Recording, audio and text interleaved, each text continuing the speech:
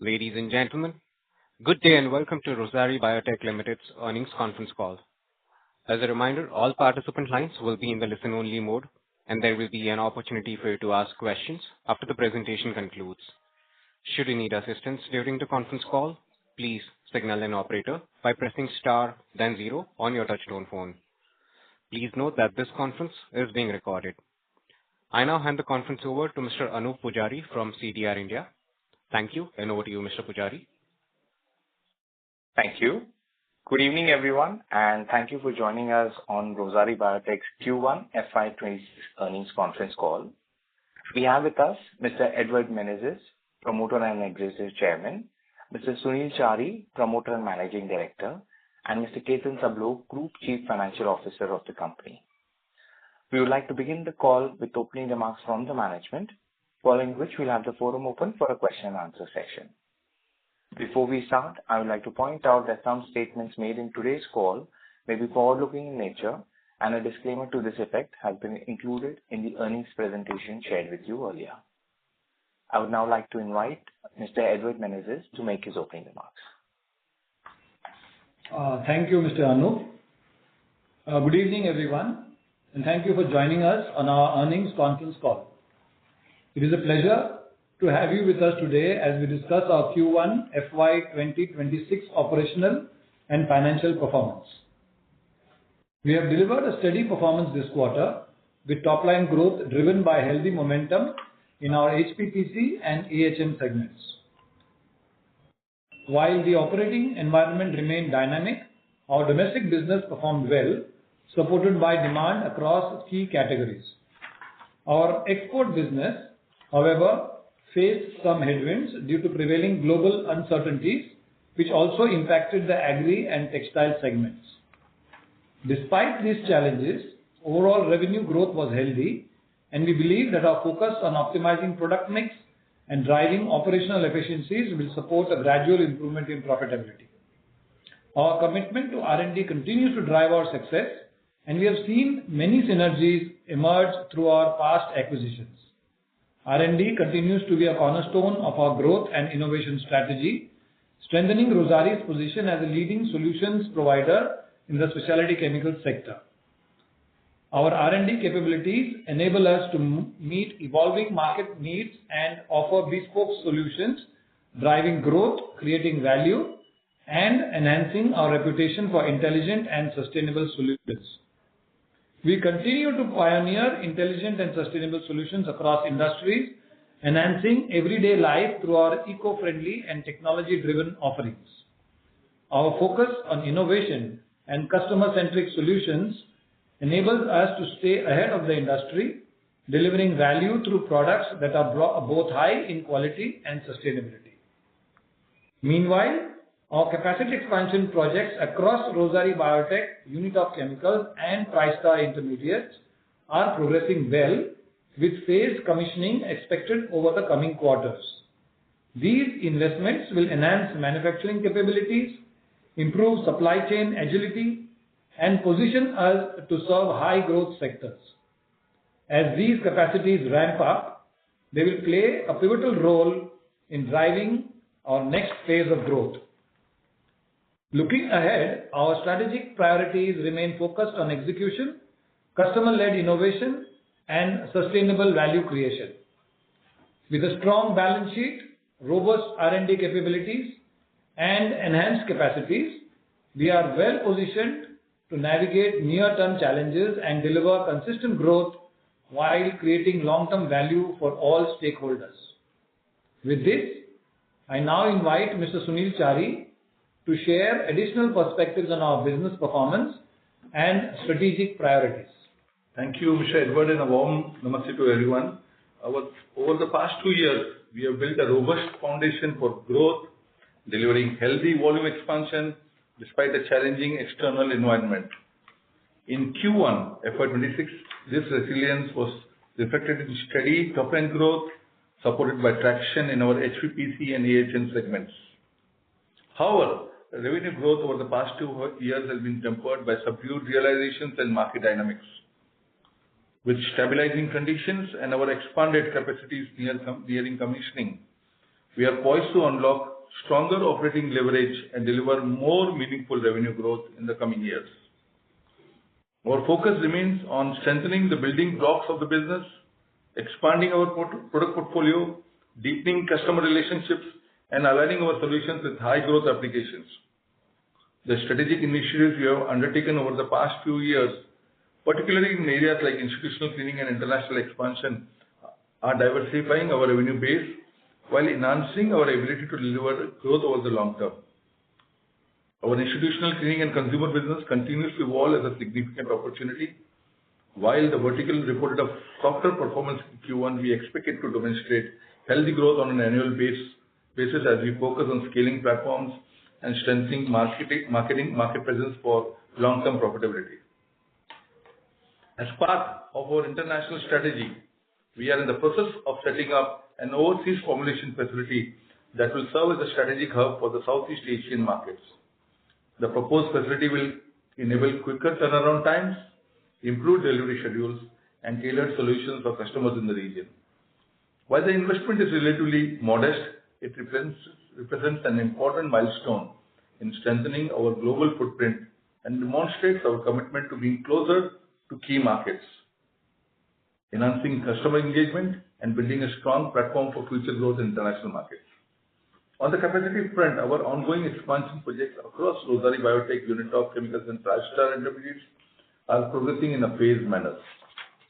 These initiatives are aimed at eliminating capacity constraints, improving supply chain agility, and strengthening our positioning across high-growth sectors. Once fully commissioned and operating at optimal utilization levels, these facilities are expected to deliver 3 to 4x asset turnover, driving operating leverage and margin expansion, particularly from financial year 2027 onwards. During Q1, as our capex work was in full steam and following all safety protocols, we had to shut certain production operations for 10 to 12 days intermittently due to hot work, erection activities, etc. Hence, production was lower to that extent. We expect Q2 to be a stronger quarter. To summarize, financial year 2026 is shaping up as a year of consolidation and capability building, with our capacity expansion advancing towards completion, emerging vertical strengthening, and our international presence expanding. We are creating a strong foundation to capture the next phase of growth with enhanced scale, agility, and resilience. Thank you once again for the continued support. I now invite Ketan ji to share the financial highlights for the quarter. Thank you, Chariji, and good evening, everyone. Excuse me, sir. We have lost the audio from your side. Ladies and gentlemen, the line for the management seems to have disconnected. Please stay connected while we reconnect the line for the management back. Ladies and gentlemen, we have the line for the management reconnected. Yes, sir. Please go ahead. Yeah. So apologies for that. I think the line got disconnected. So I'll restart once again.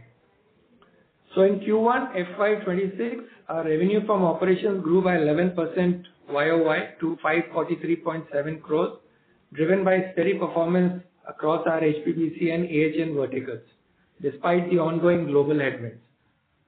On a YOY basis, we grew both in domestic and exports, and on a Q1Q basis, while domestic was steady, the export sales were soft. EBITDA for the quarter stood at 67.9 crores, up 4.6% YOY, with an EBITDA margin of 12.5%, compared to 13.3% in the same quarter last year. The institutional and B2C business reported a loss of approximately rupees 7 crores in Q1, which impacted the consolidated margins.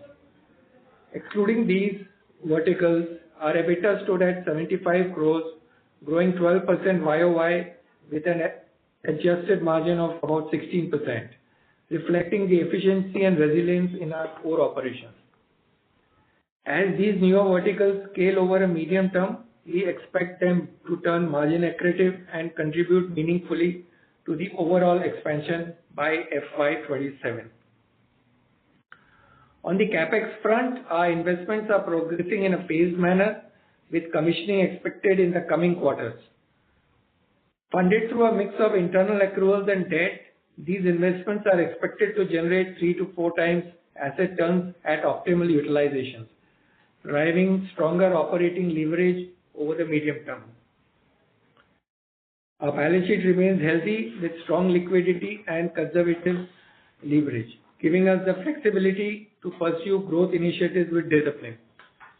As we move through FY26, our focus remains on executing our capacity expansions, maintaining margin stability, and building a platform for scalable and profitable growth from FY27 onwards.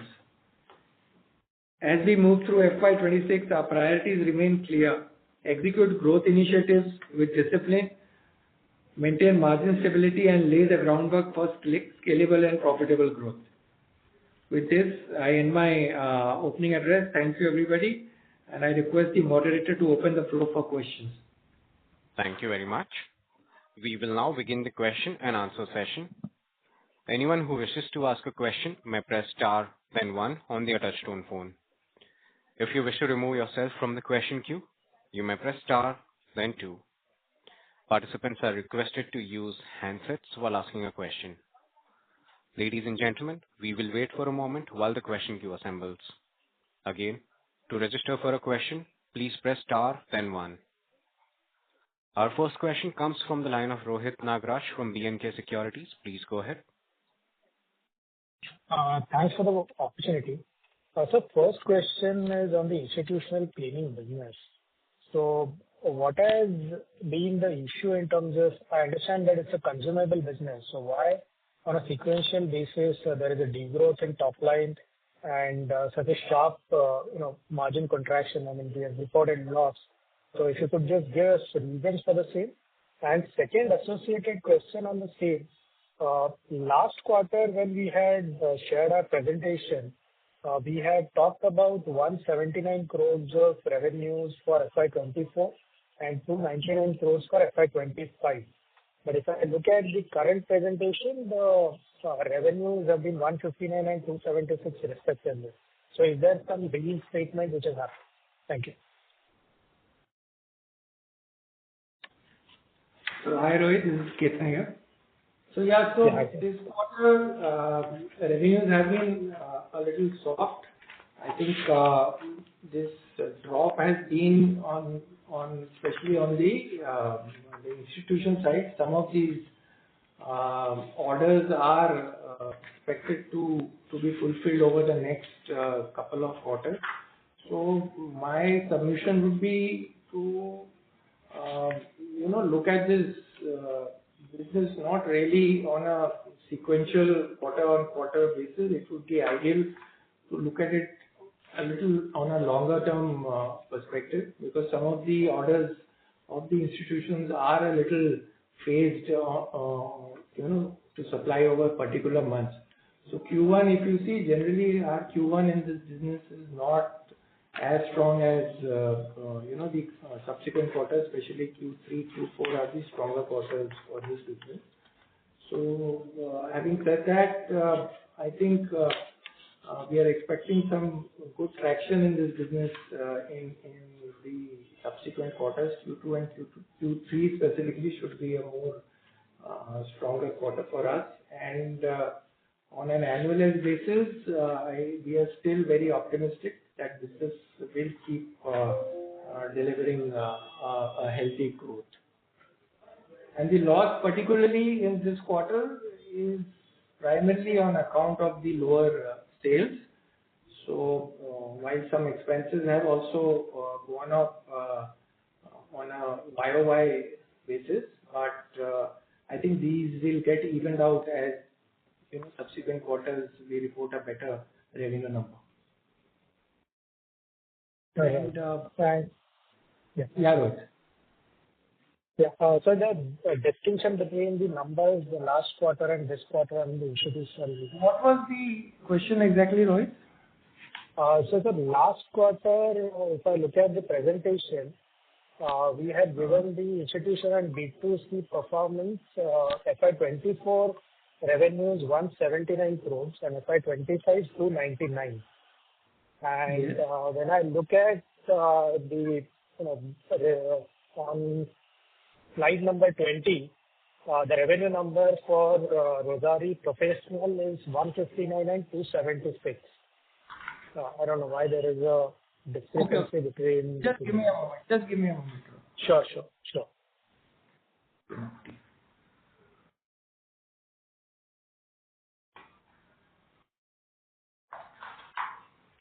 So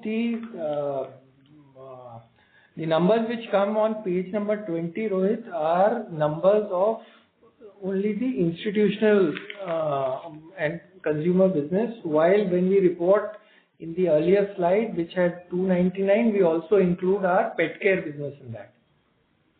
So Okay. The slide number 20 is numbers from the subsidiaries. So the Buzil Rossari numbers are the numbers in slide number 20, while when we report our consumer business, we also add our pet care. So the pet care business last year was roughly about that 20 odd crores.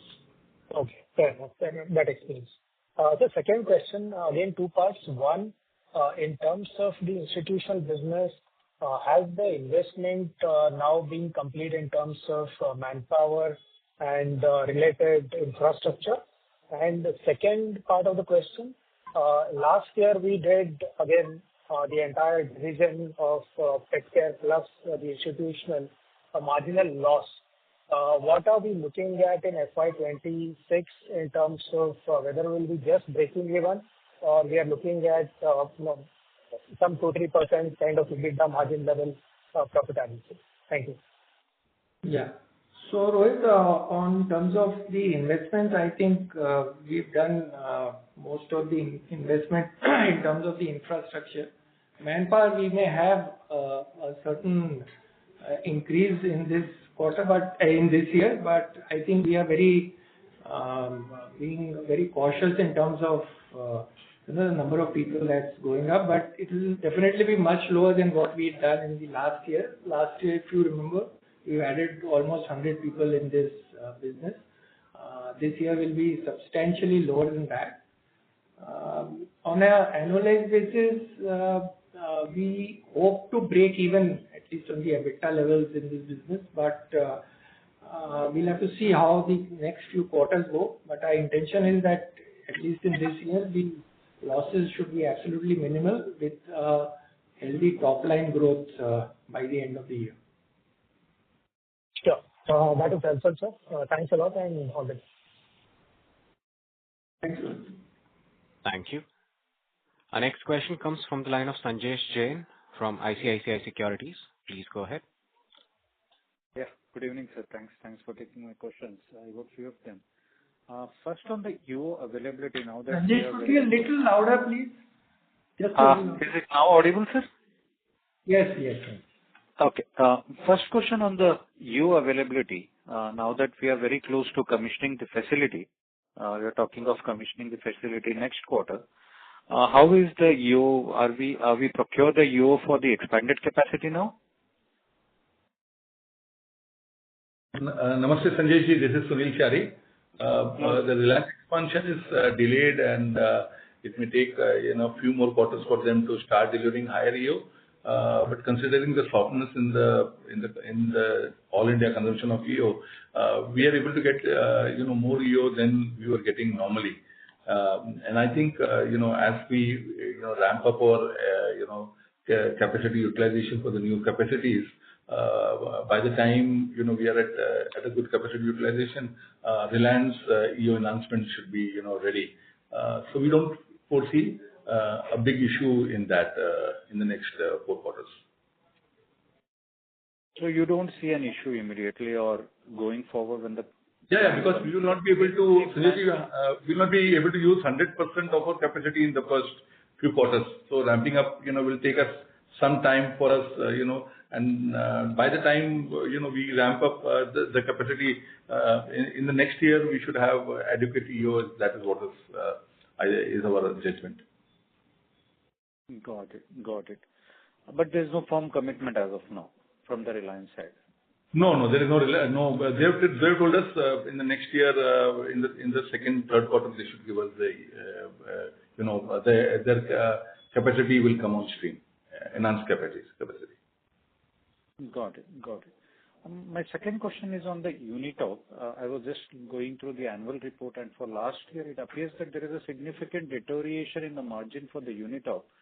While revenue growth was very healthy at 18%, but if I look at the gross profit margin, it has fallen from 22% to 18%, and EBITDA margin from double digit to high single digit. Now, what has happened last year in the Unitop, and what are the measures are we taking to fix them?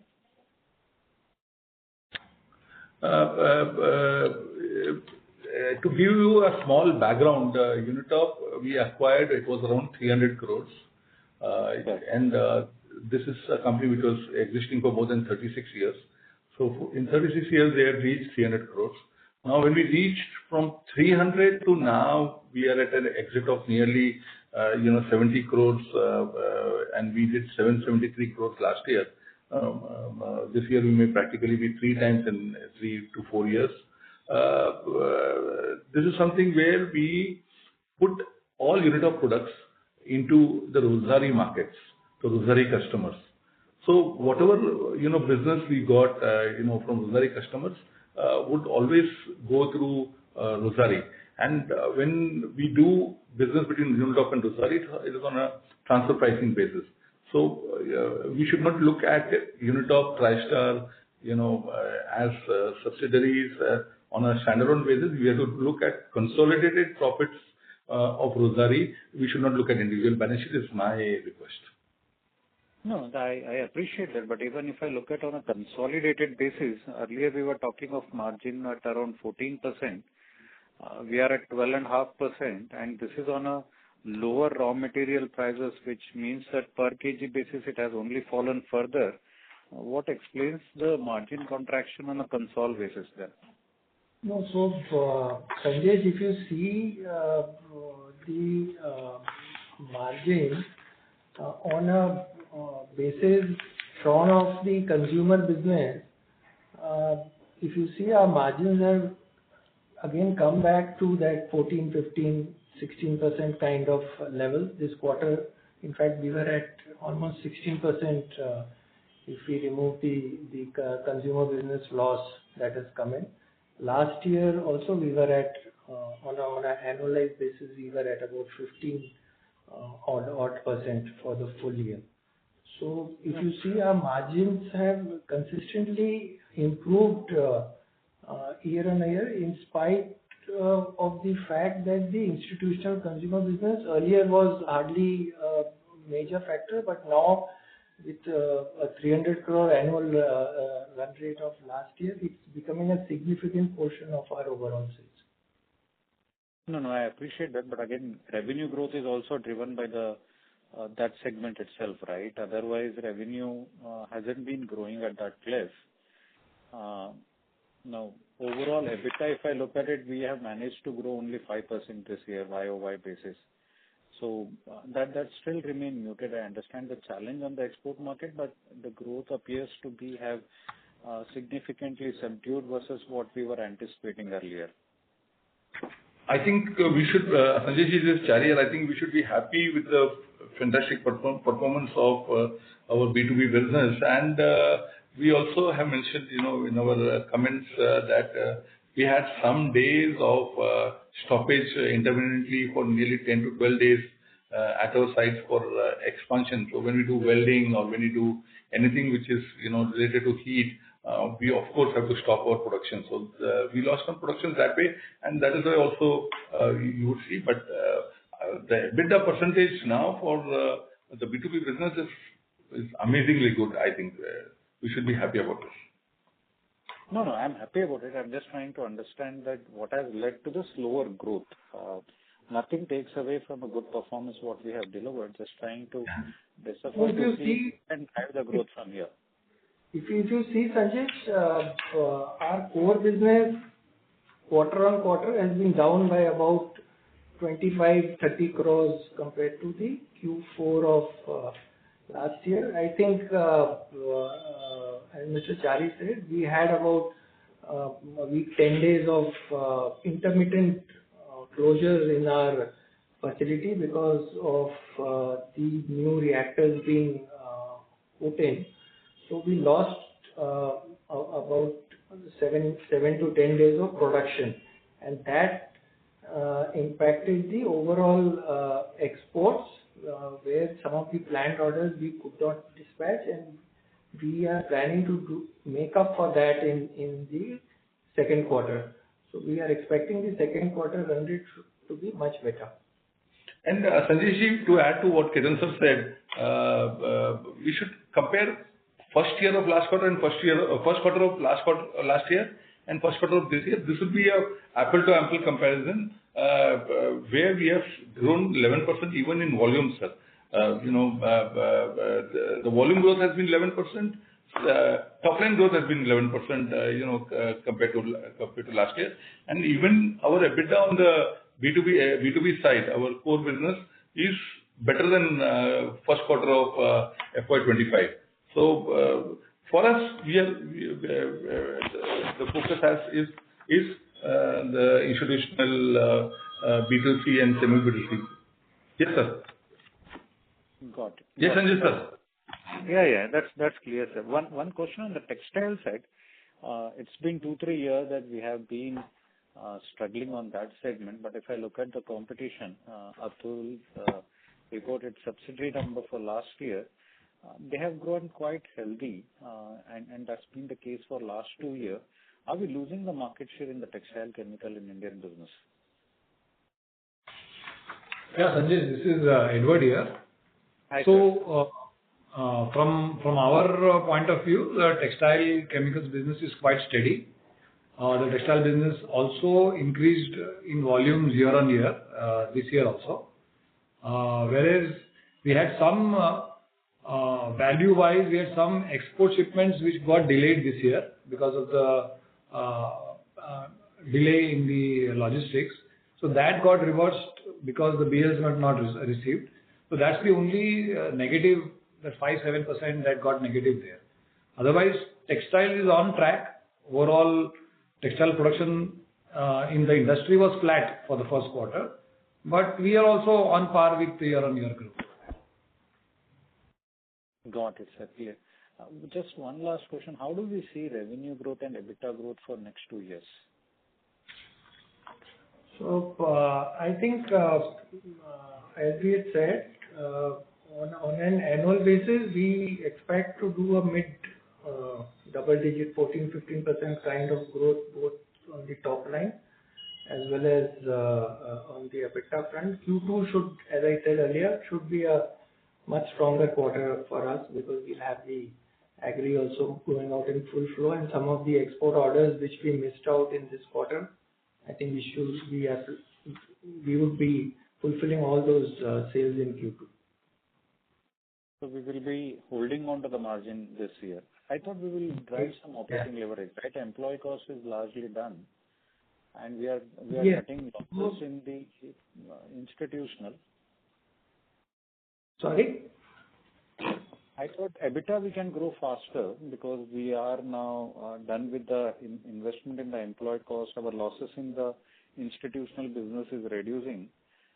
EBITDA ideally should grow faster than the revenue, right?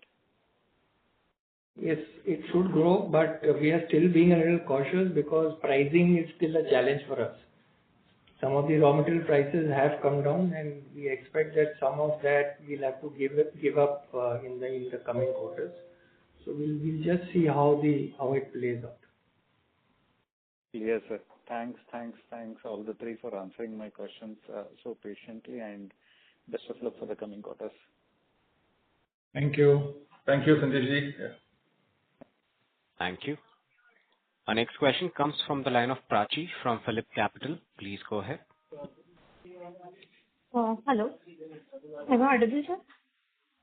Yes, ma'am. Please go ahead. Yes. Thank you for the opportunity. Sir, under the non-leo-based category, what product categories are we focusing on, and what is the market size, and what growth rate we expect going forward? Who all are the competitors and others? And in next 2-3 years, what kind of revenue contribution do we expect from this? Namaste, this is Sunil Chari. Can you hear me clearly? Yes. Yeah, good. So on the non-EO side, we have mostly surfactants, and these are surfactants which include esters, which include acrylic polymers, which includes other polymers based on different monomers which we do. This also include methyl esters of vegetable oils. So these are basically, grown in a good way, even after our EO quota being nearly normally same as the last year.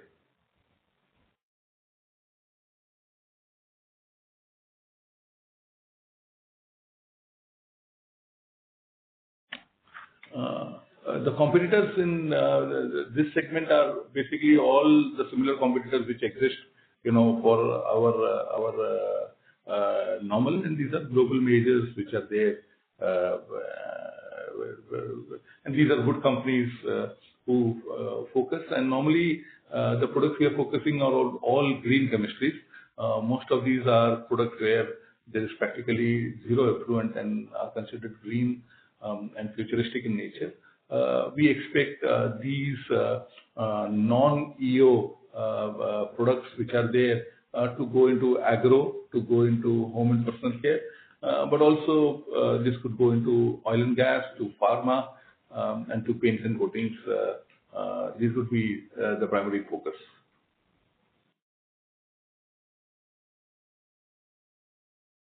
Thank you, sir. I have one more question on the export business. So you have said that Southeast Asia, you are opening up a smaller facility. So what kind of capex are we expecting in this? So the capex which is coming up in outside the formulation, it's a very small investment, about between 15 to 20 crores. And to start with, it will be a very small outgo. We'll start doing some formulation activities over there. And then as it, the business grows and we see the market acceptance, then we'll keep adding some more capex to that. But to start with, it's going to be a smaller one.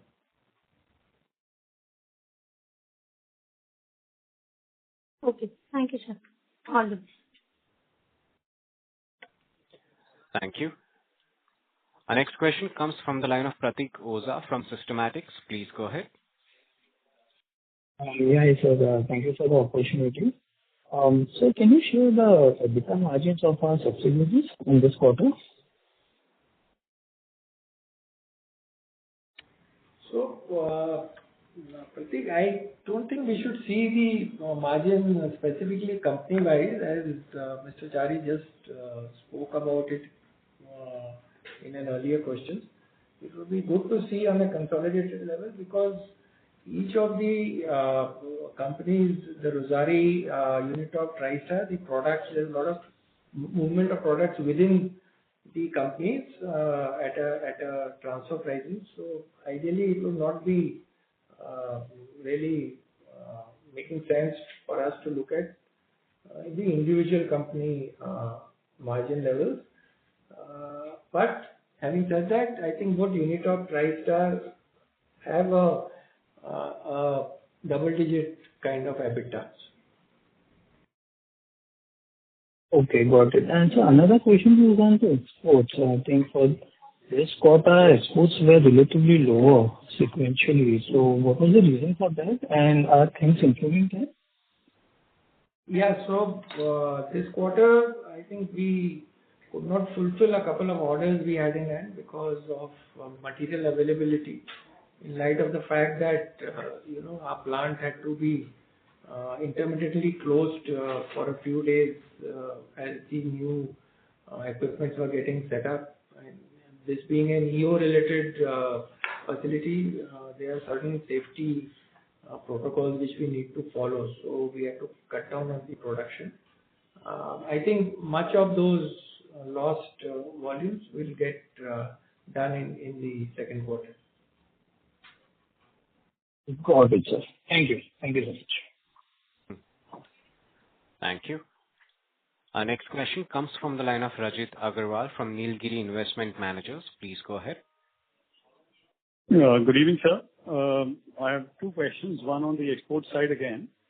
So going forward, what should be the run rate? I mean, should we consider 160 crores as a quarterly run rate for this year and the next year, or will it be lower? And I'm sorry, I missed the initial part of the conversation, so if you could share the exact exports number for Q1. So in Q1, the exports was about 139 crores. And we expect on an annualized basis exports to be around 27 to 28% of the overall turnover.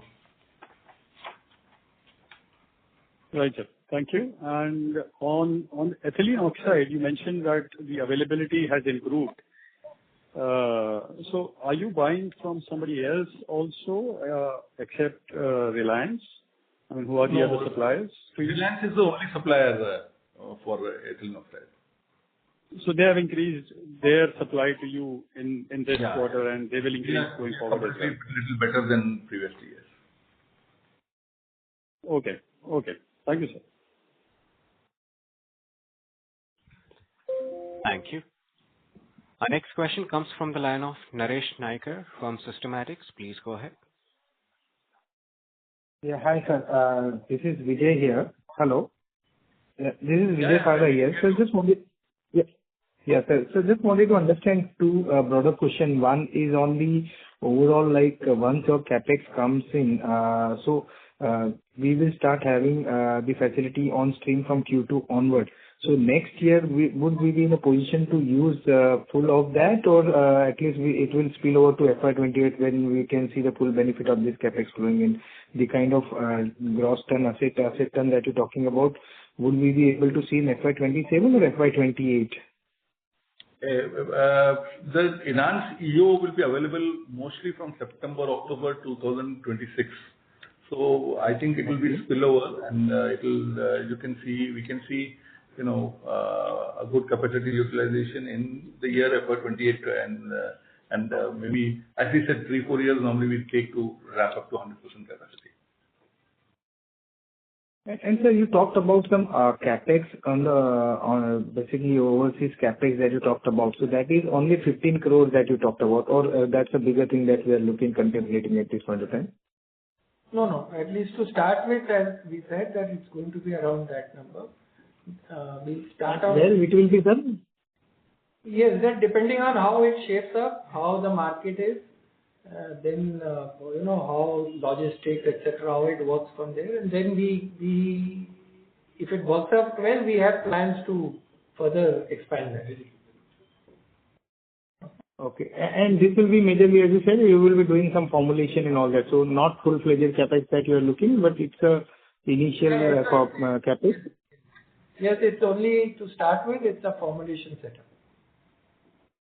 Okay. And just last thing on this B2B business, at what point of time where we start breaking even, and is there some target like at 100 crore kind of sales we will be able to break even or something of that sort, or? Yeah, so I think, as I said earlier, our target is that by the end of this year, our losses should come down substantially. We'll have to just see how the next 2 quarters go.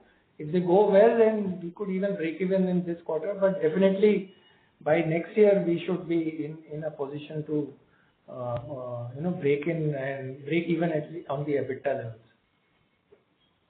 And this last thing, sir, this B2B, what is our kind of a target to get to in revenue mix? B2C and B2B, what is our target kind of going forward for next 2 to 3 years, where we see this B2B business going up to?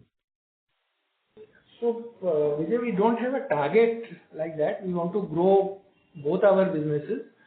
Definitely, the investments are happening in the B2B business. So, over the next 2 to 3 years, the B2B business will definitely grow at a much faster pace once the EO availability comes in next year, and then post that our capacities start reaching their optimum utilization. So there is no fixed ratio between how much should be B2C and how much should be B2B. Both will keep growing, and both are different businesses. They'll grow at their own pace. Thank you. Thank you very much, sir. Thank you. Thank you. Before we take the next question, a reminder to all the participants, if you wish to register for a question, please press star, then 1. Our next question comes from the line of Pranav Doshi from Ardeko Asset Management. Please go ahead. Yes. Good afternoon, sir. So thank you for the opportunity. And so my first question is on the non-EU-based chemistry. So what % of our total revenue currently, or the total HPPC revenue, comes from these chemistries? We do not have, Namaste, this is Sunil Chari here. We do not have any, breakup on non-EO and EO. We don't do any breakup. There are so many products when we make formulations with EO and non-EO in it. So it's practically impossible for us to do the breakup in this. Okay, sir. And who would be our, let's say, major competitors in this business? So you mentioned that there are a lot of global good names, but can you give, let's say, 1 or 2 of our competitors who are directly competing with us? The competition is, all the global majors. Who are the big global majors? Dow, BASF, Lubrizol, Ineos, Norion, Cesol, Stephen, Lamberti. So these are the big ones who are global majors everywhere in the world. So these are companies which come in, but there will be some Indian companies also. Clariant is another one which has a good non-EO portfolio. Huntsman is another one. Indorama is there. So it's a combination of many companies, and even China is there.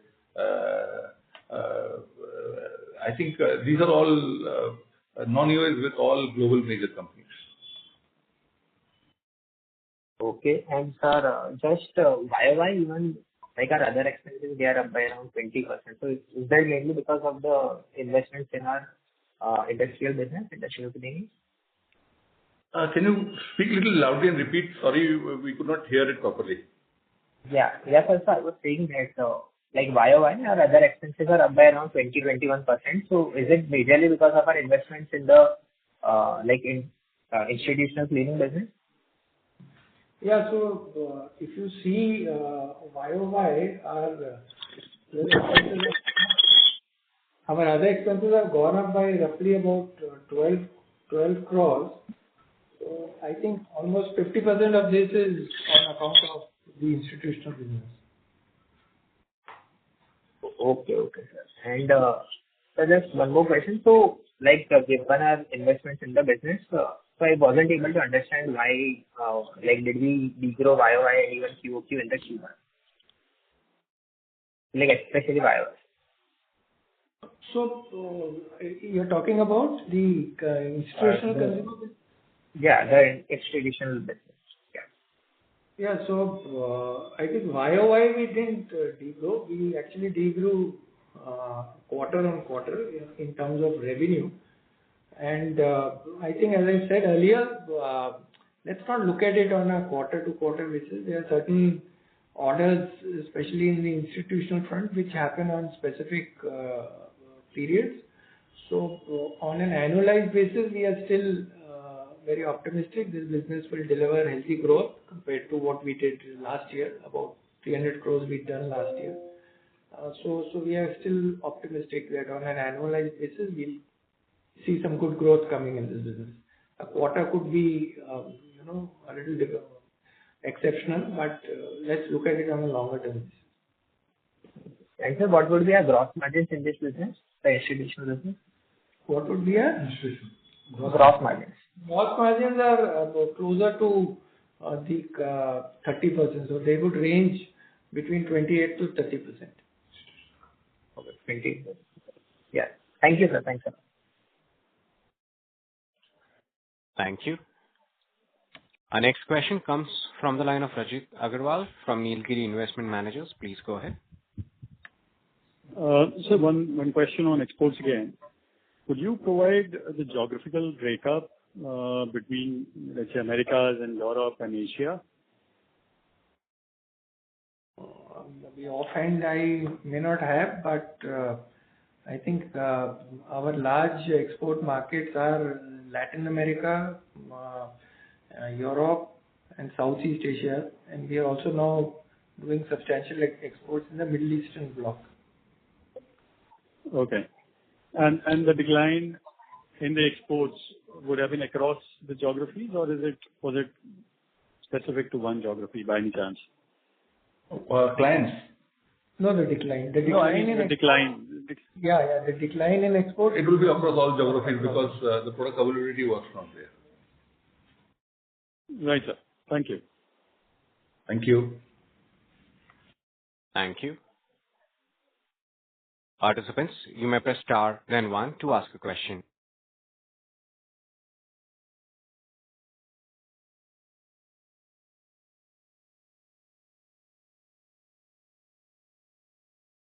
Ladies and gentlemen, that was the last question. I now hand the conference over to the management for closing comments.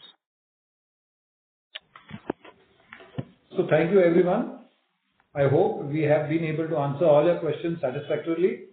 Should you need any further clarifications or would like to know more about the company, please feel free to contact our team or CDR India. Thank you once again for taking the time to join us on this call. And good evening. Thank you. On behalf of Rossari Biotech Limited, that concludes this conference. Thank you for joining us. You may now disconnect your lines.